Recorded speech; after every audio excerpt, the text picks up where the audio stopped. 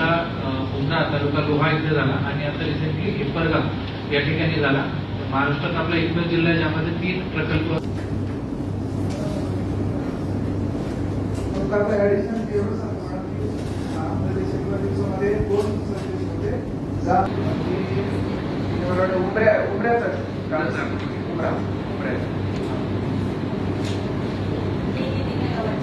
उमऱ्याचं madam हे 8 एवढं तुमचा लाईनचं काम चालू.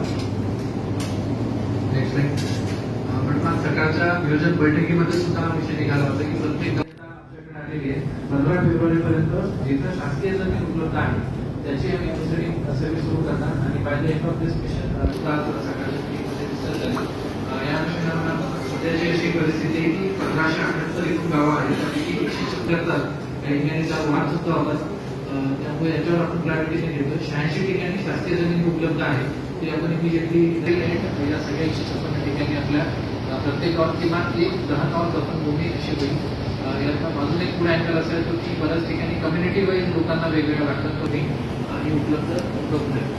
त्यामुळे ये सगळं कारण तुम्ही बघायला नेतृत्व